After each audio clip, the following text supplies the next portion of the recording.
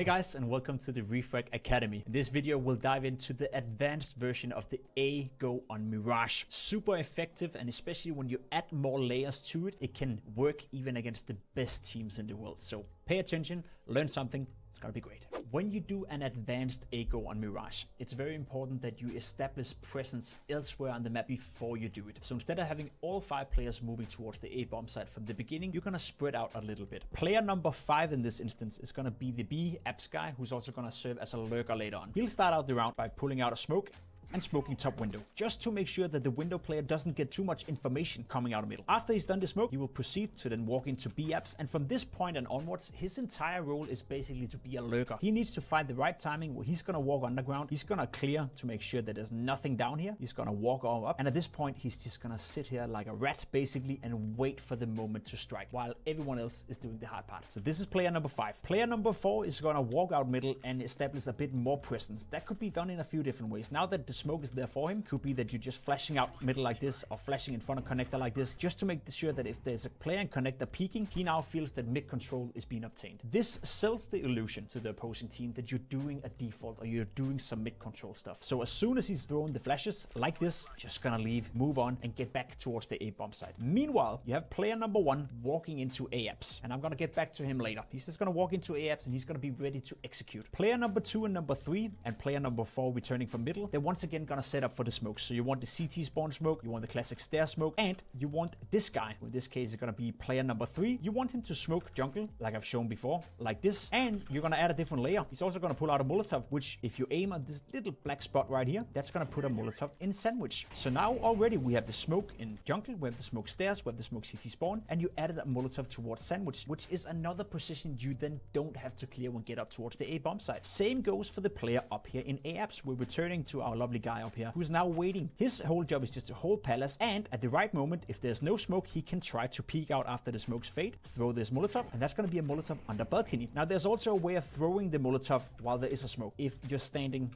right here and you're aiming at this exact spot right here, you then walk over in the smoke, that's gonna land on the balcony. So his job is to practice, practice, and practice, so he can always Molotov below balcony, whether he's smoked or not. What it does is that now that you have the entire strat put up, you have a smoke CT spawn, you have a smoke stairs, you have a smoke jungle, you also have additionally a Molotov and sandwich, a Molotov on the balcony.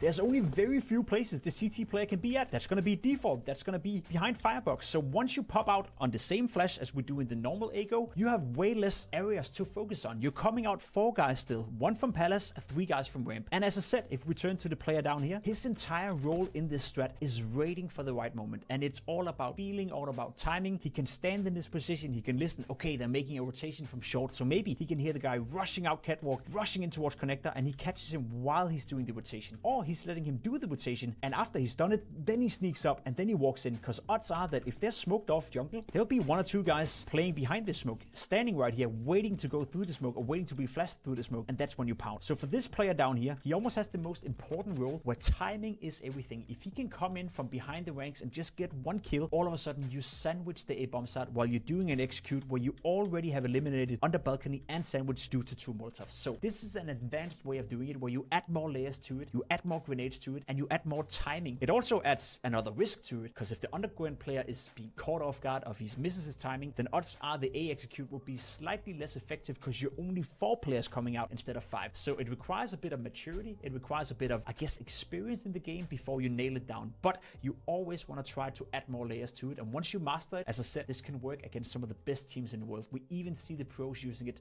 till this day. Make sure to check out the training sets for this video. It will help you to understand the timings, the nades, the utilities, so you can nail it down and make sure that once you try to run this strat, at least you got the basics covered. I will say though, it's a strat you have to run time and time again to get the right timing. Thank you so much for watching.